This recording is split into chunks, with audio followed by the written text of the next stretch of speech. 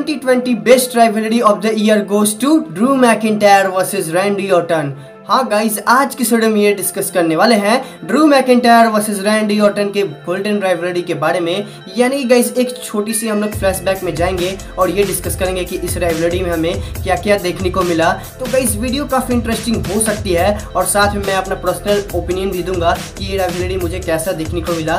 उससे पहले अगर आप हमारे चैनल पहली बार आए हैं तो ग्रैंड वेलकम, सब्सक्राइब के नोटिफिकेशन बेल को भी ऑन कर दें। चलिए चलिए वीडियो को शुरू करते हैं। अब देखो भाई, सबसे पहले बात करते हैं कि ये राइवलरी की शुरुआत कैसे होती है। एक्सट्रीम रूल्स खत्म होता है 2020 का और उसके बाद से एक मंडे नाइट रॉ में मेन इवेंट को करते हैं Drew McIntyre in front of zero crowd. Drew McIntyre एक मेन इवेंट को करते हैं और जैसे ही मेन इवेंट में मतलब ड्रू मैकिंटायर अब जीत को हासिल करते हैं तो गाइज होता क्या है, जो कोविड में सब लोग एक्सपेक्टेशन कर रहे थे कि Drew McIntyre versus Randy Orton का राइवलरी कब होगा, उसकी शुरुआत वहीं से होती है। ड्रू मैकिंटायर को पीछे से आके आउट ऑफ नोवेयर एक आरकेओ मारते हैं रैंडी ऑर्टन और वो जो मंडे नाइट रॉ होता है वो खत्म हो जाता है। और जैसा कि सब लोग एक्सपेक्टेशन कर रहे थे कि WWE ये प्लान बना रही है कि रैंडी ऑर्टन और ड्रू मैकिंटायर को जो राइवलरी है हो सकता है कि ऑडियंस के सामने या क्राउड के सामने होगा और समर स्लैम तो क्राउड में होना ही वाला था। तो गाइस वैसा ही होता है, हमें ये राइवलरी की शुरुआत देखने को मिलती है मंडे नाइट रॉ से। उसी के कुछ मंडे के नाइट रॉ के बाद हमें थंडरडोम नाम का बला देखने को मिलता है। थंडरडोम आता है, थंडरडोम हमें रॉ स्मैकडाउन में देखने को मिलता है। और उसके बाद गाइस होता क्या है, इस राइवलरी की शुरुआत होती है। सबसे पहले क्या होता है कि उस मंडे नाइट रॉ में तो उनको आरकेओ पड़ता है। फिर Drew McIntyre next Monday night raw में बोलते हैं कि तुमने अच्छा नहीं किया मुझे मार के। और उसके बाद होता क्या है, फिर मैच सेट हो जाता है इन दोनों का समर स्लैम 2021 में WWE चैंपियनशिप के लिए। और सबसे इंटरेस्टिंग पॉइंट ये थी कि इस राइवलरी में हमें सबसे ज्यादा किसी चीज का यूज देखने को मिला तो वो था पंट किक का। गाइस पंट किक जो इस Drew McIntyre versus Randy Orton की जो राइवलरी थी, इस मतलब आप कह सकते हैं कि इस राइवलरी में काफी अच्छा मतलब आप कह सकते हो कि इस फिनिशर का काफी मेजर रोल था और पंट किक काफी अच्छा से रैंडी ऑर्टन यूज करते थे ड्रू मैकिंटायर से। आगे सुनो होता क्या है।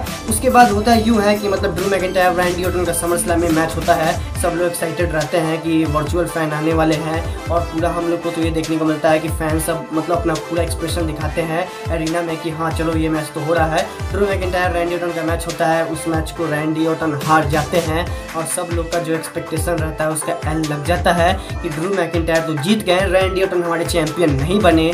और उसके बाद गाइज रैंडी ऑर्टन और ड्रू मैकिंटायर का जो राइवलरी होता है वहीं से शुरुआत हो जाता है मंडे नाइट रॉ से। और उसके बाद गाइज होता हमें ये मालूम पड़ता है कि सितंबर में यानी कि गाइज क्लैश ऑफ चैंपियंस 2021 में फिर से इनका मैच बुक होता है कि इस बार मतलब आप कह सकते हो कि इस बार जो इन दोनों का मैच होने वाला था उसमें स्टिपुलेशन ये था कि ये मैच हमें आप कह सकते हो कि एम्बुलेंस मैच देखने को मिलने वाला है, जहाँ पे गाइज काफ़ी ज़्यादा एम्बुलेंस का यूज़ होगा। इनफैक्ट जो मैच का एंडिंग होगा वही एम्बुलेंस ही आप कह सकते हो कि बताएगा किस मैच का क्या रिजल्ट हुआ।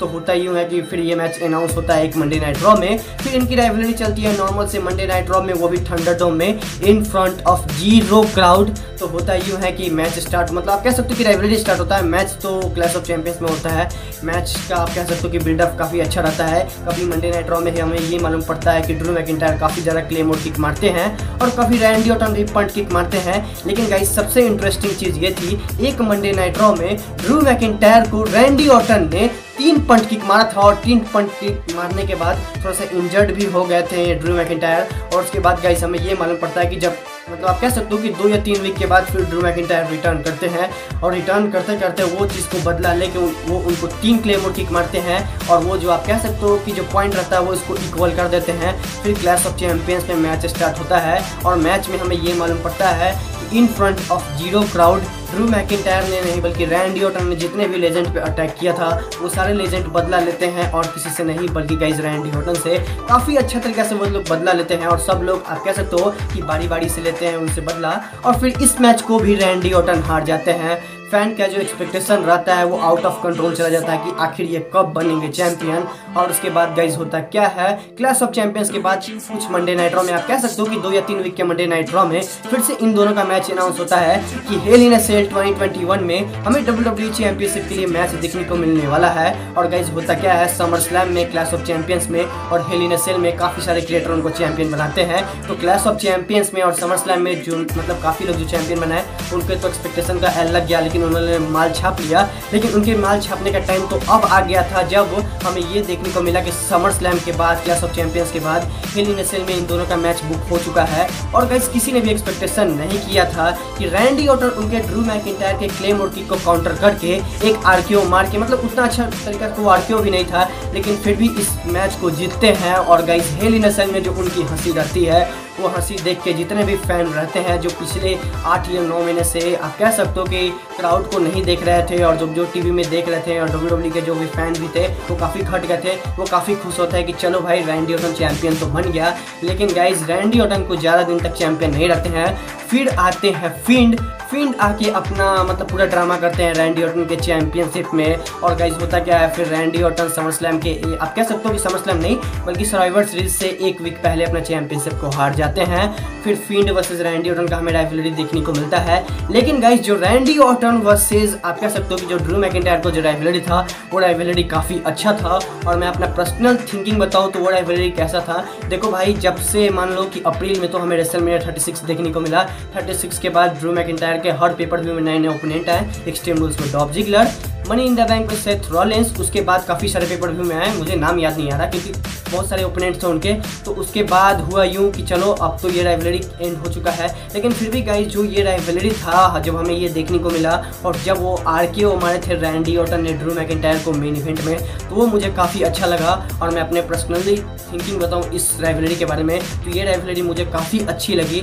और वहीं पर मैं कुछ अपने पॉइंट दूँ तो देखो भाई, पहले तो ये बताता हूँ कि मुझे ये राइवलरी क्यों अच्छी लगी।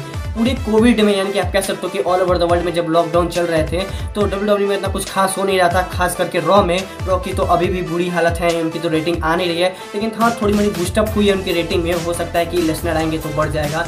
तो होता यूँ है कि मतलब ड्रू मैकिंटायर और रैंडी ऑर्टन का जो राइवलरी होता है वो आप कह सकते हो कि USA में और ऑल ओवर द वर्ल्ड में काफ़ी लोग अच्छे से उसको देखते हैं। लेकिन फिर भी गाइस मुझे इस चीज़ की खुशी हुई कि चलो उन्होंने ड्रू मैकिंटायर और रैंडी ऑर्टन का राइवलरी इसलिए करवाया क्योंकि ड्रू मैकिंटायर अब बोरिंग चैंपियन बन चुके थे। अब WWE चाह रही थी ना कि उनको आप कह सकते हो कि लाइव ऑडियंस के सामने जितवाया जाए, लेकिन ऐसा तो हुआ नहीं क्योंकि वो तो रेसलमेनिया 36 में 0 क्राउड के सामने चैंपियन बने।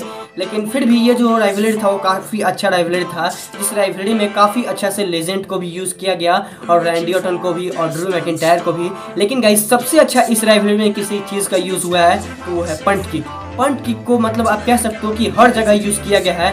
रैंडी ऑर्टन ने बहुत अच्छे तरीक़े से पंट किक का यूज़ किया और जितने भी लेजेंड थे सब पे उन्होंने लगभग एक कोशिश कर दिया था पंट किक करने का। और गाइस सबसे इस राइवलरी के मैं आपको एक इंटरेस्टिंग सैड न्यूज़ बताऊं कि इस राइवलरी से पहले या इस राइवलरी में रैंडी ऑर्टन का जिन लेजेंड के साथ उनका राइवलरी हुआ वो लेजेंड ऑल एलीट रेसलिंग के साथ कॉन्ट्रैक्ट कर लिए। गाइस नंबर 1 पे आते हैं big show, mark Henry, Christian. अब गाइस बाकी हैं एक एज। अगर एज नहीं कॉन्ट्रैक्ट करते हैं तो हो सकता है गाइस कि एज WWE में रह सकते हैं। लेकिन गाइस इस आप कह सकते हो कि इस राइवलरी का सबसे सैड चीज़ मुझे यही लगा। लेकिन गाइस जो राइवलरी थी Drew McIntyre versus Randy Orton की वो मुझे काफ़ी अच्छा लगा। मैं पर्सनली अपने ओपिनियन बताऊँ तो मैं 2020 best rivalry of the year मैं और किसी को नहीं बल्कि Drew McIntyre versus Randy Orton के ही दूंगा क्योंकि वो राइवलरी काफ़ी अच्छी थी। और पूरी राइवलरी में मैं आपको बताऊँ कि वही एक ऐसी राइवलरी थी जो कि मंडे नाइट रॉ को कैरी कर रही थी और सब लोग एक्सपेक्टेशन करते थे कि कब रैंडी ऑर्टन आएंगे और ड्रू मैकिंटायर का हमें सेगमेंट देखने को मिलने वाला है मंडे नाइट रॉ में। लेकिन फिर भी गाइस काफ़ी अच्छी राइवलरी थी और मेरी कुछ पर्सनल यही थिंकिंग है कि मुझे ये राइवलरी काफ़ी अच्छी लगी क्योंकि कोविड के बाद कुछ तो मंडे नाइट रॉ और WWE में अच्छा हुआ था जो कि फैंस एक्सपेक्टेशन कर रहे थे और फैंस मतलब आप कह सकते हो जो फैन की इच्छा थी। तो गाइस इसीलिए ये मुझे राइवलरी काफ़ी अच्छा लगा। बाकी गाइस आपके लिए तो कमेंट सेक्शन फ्री है, आप मुझे जाके बता सकते हो कि Drew McIntyre versus Randy Orton के राइवलरी के बारे में आपको क्या कहना है। तो होप करता हूँ कि वीडियो आपको हेल्प करेगी। Finally bye friends.